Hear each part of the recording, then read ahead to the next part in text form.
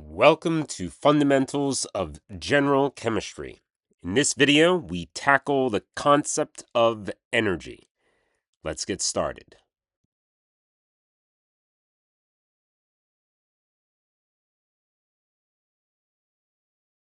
Energy, activity, is before all things, and through activity, all things consist.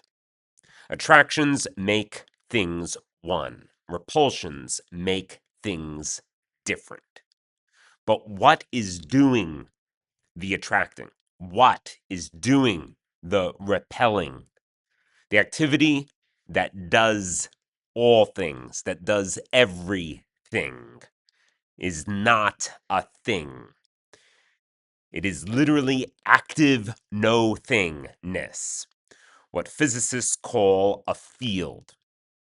A field is not empty. It is structured, productive, capable of excitation.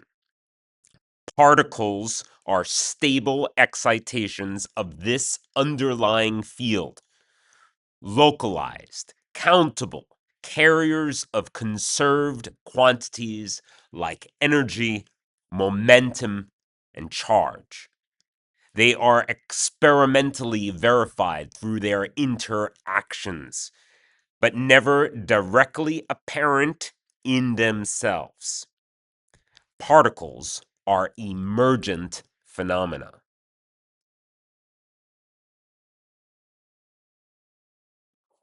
If activity underlies all things, then total energy must account for everything.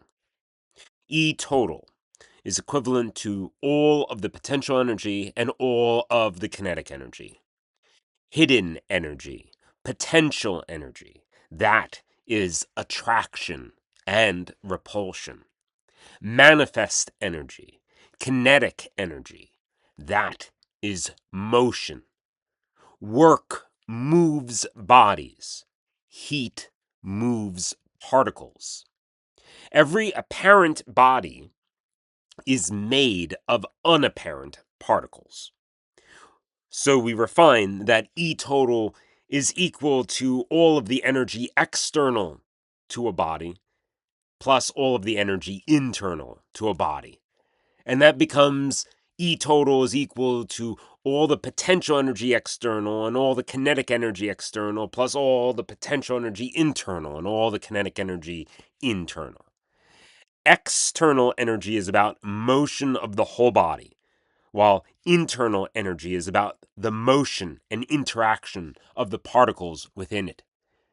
And activity, this total, can neither be created nor destroyed. The change in the total energy is equal to zero. Activity is eternal.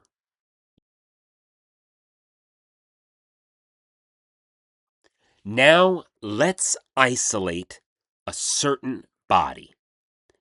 Its internal energy is U equal to the potential energy of the particles plus the kinetic energy of the particles. If we imagine, conditionally, a system in which there are no attractions and no repulsions, then U, standing for internal energy of that body, is equal to just the kinetic energy of the particles. But in reality, internal energy changes in only two ways: heat, which can move particles, or work, which moves the body. So we arrive at the first law of thermodynamics, in which the change in the internal energy of a given body is equal to the change in heat plus the change in work. Energy bookkeeping. There is nothing mystical here, just structured conservation of energy.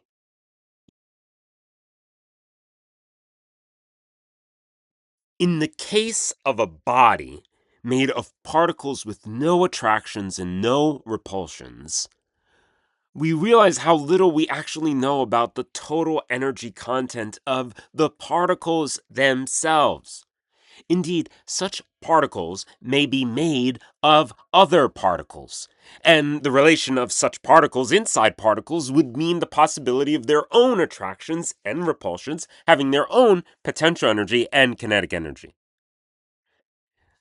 Nonetheless, their total sum of potential energy and kinetic energy at equilibrium would still yield only the measurable quantity of the actual energy of the particles.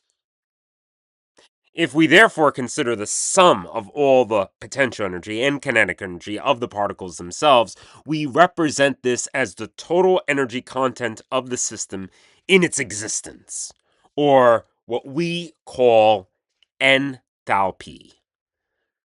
In order for such a body of particles to have come into existence, therefore, they would have had to perform some kind of work on their surroundings and therefore decrease their total energy content. Because if particles are to exist in space, they must push against some external pressure to occupy a certain volume.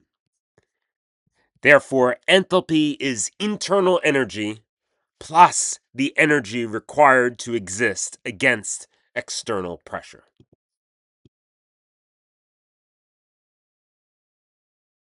All work can be defined as a force being applied over a certain distance.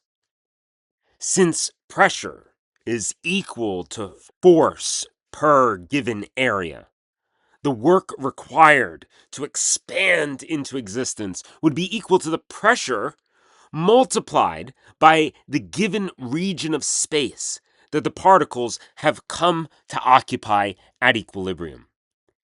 If we take into account the work expended by the particles coming into existence and occupying this certain space, then enthalpy, the true total energy content of the particles, is equal to the total internal energy plus the work required to exist in space against a certain external pressure.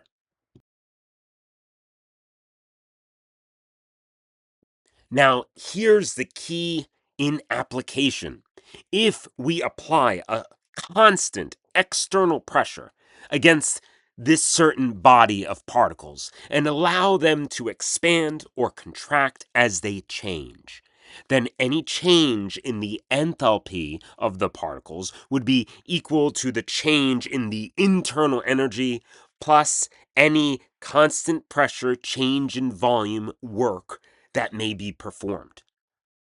But we already know that a change in internal energy is equal to a change in heat and or a change in work. Why might we be obsessed with this term called enthalpy?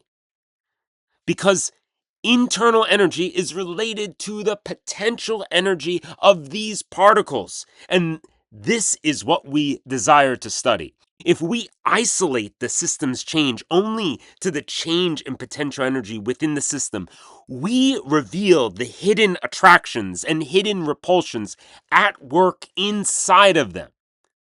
Therefore, any change in enthalpy under controlled study becomes a study of the change in potential energy of the particles themselves. Notice this degree symbol that we've introduced below. That represents a selected standard set of controlled conditions, which are related to 25 degrees Celsius or 273.15 Kelvin at 1 atm pressure or 1 molar concentration.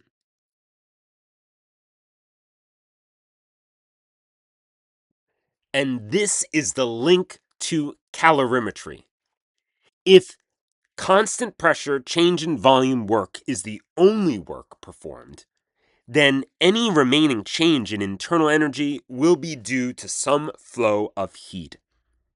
And we can measure this heat using calorimetry according to the principle that the change in the total energy is equal to the change in heat of our system plus the change in heat of the surroundings, with the change in total energy equal to zero, or change in heat of our system is equal to negative change in heat of the surroundings.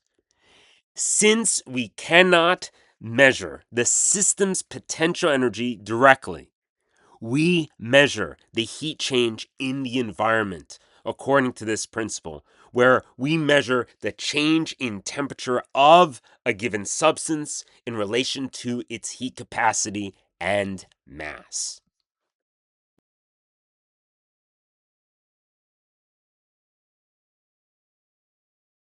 And it is through this principle that we can measure the change in potential energy of the particles in systems all around us. We cannot analyze particles directly. We have no access to them. And yet, say in an endothermic process, the system clearly absorbs heat. So the delta H, the change in enthalpy of the system, is greater than zero. But what is actually happening? Particles are increasing in potential energy. Attractions are weakening. Repulsions are getting stronger. The surroundings lose kinetic energy and temperature drops. But the system stores that energy inside of its hidden structure.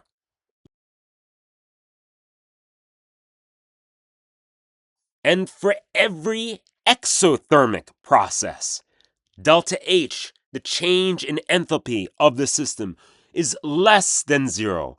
Particles fall into deeper attractive wells.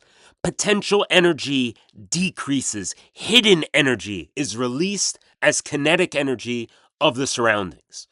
Temperature rises. We feel heat. But what has really changed is the attraction of these particles.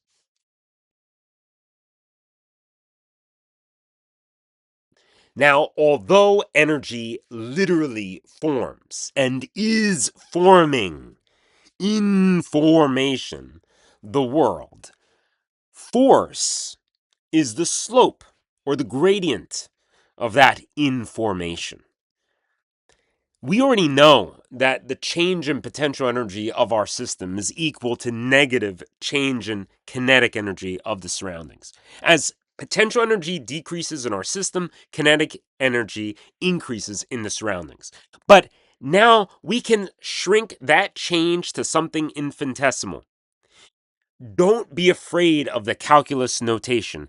The delta symbol comes from Greek, the capital letter for D in Greek, and it just means difference. It just means a large difference. And if we take the limit of that large difference in x as it approaches zero, now we have shrunk it down to an infinitesimally small difference.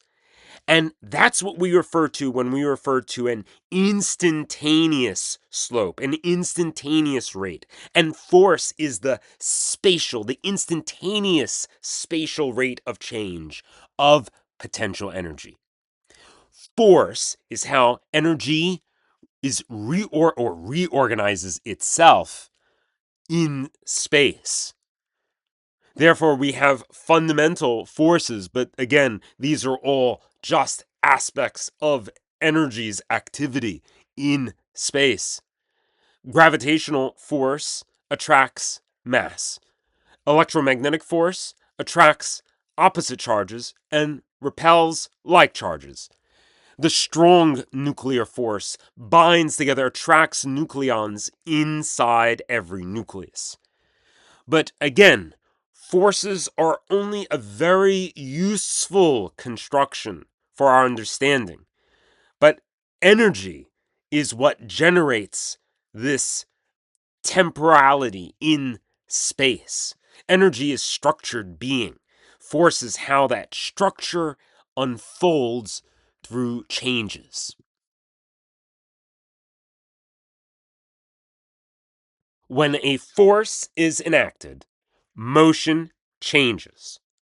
The net force, the result of a net force, is equal to mass times acceleration. As acceleration refers to whenever something is changing velocity, whether that means it's speeding up or slowing down or changing in direction. And that's because velocity is the instantaneous change in position per the instantaneous change in time. It's literally your instantaneous rate, your instantaneous speed. Okay, so on the highway, we don't take the average speed in your speedometer, we take the instantaneous speed, and that's what's being shown on every speedometer of every vehicle. Not the average, but the instantaneous speed, the instantaneous velocity. Velocity is speed with direction. So acceleration is just the derivative of that. Acceleration is the instantaneous rate of change in velocity with respect to time.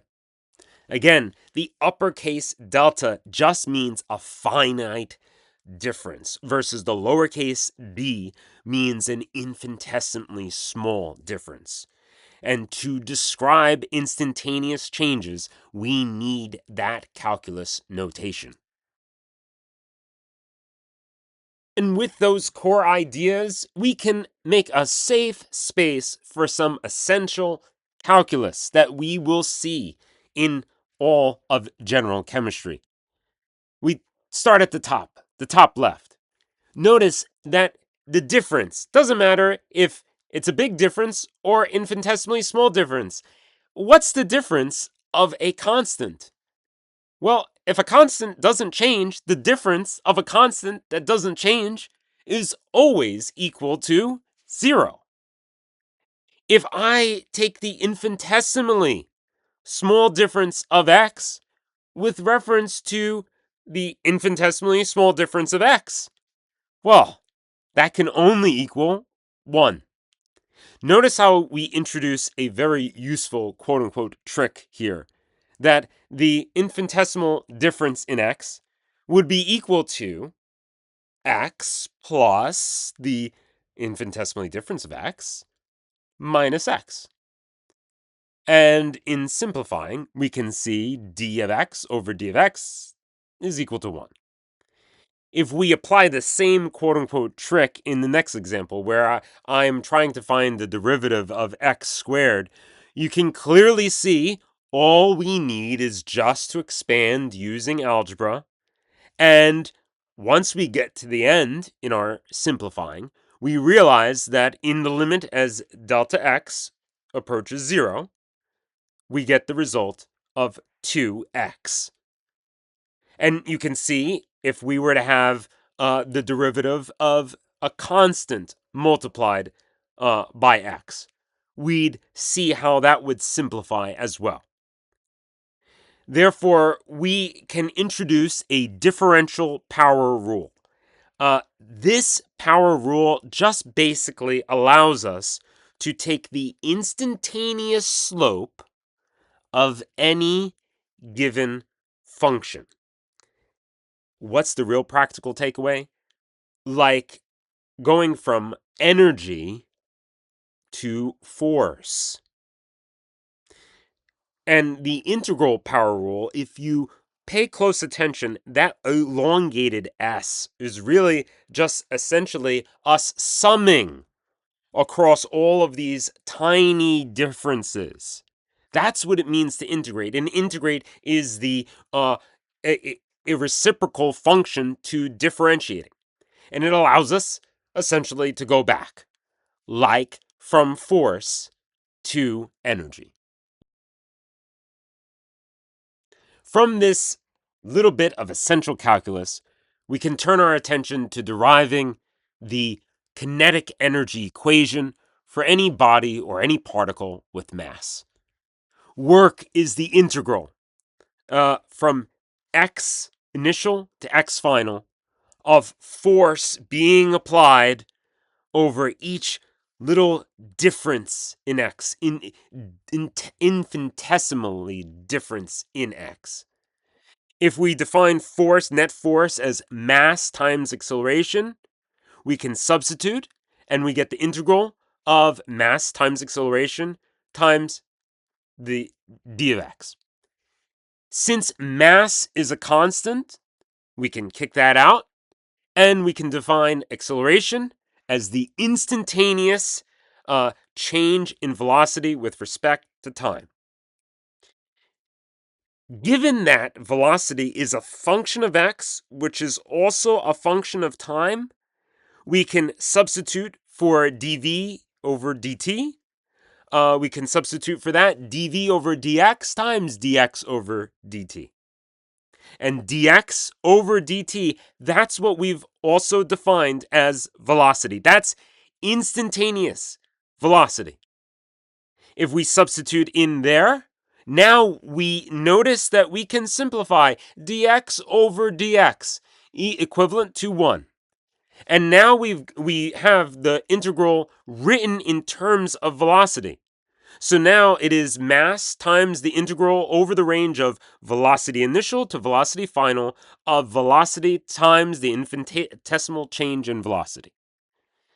And with that, we can apply the power rule of integration that we introduced on the last slide. That's the only bit of quote unquote calculus that we're covering here. And that allows us to solve for 1/2 mv squared. Now, given that this is over a certain interval from velocity initial to velocity final, that means we will take the final state minus the initial state, or 1/2 mv final squared minus 1/2 mv initial squared. And if we start at rest when velocity is equal to 0, then the whole equation collapses to 1/2 mv squared, which is the kinetic energy of any body or any particle.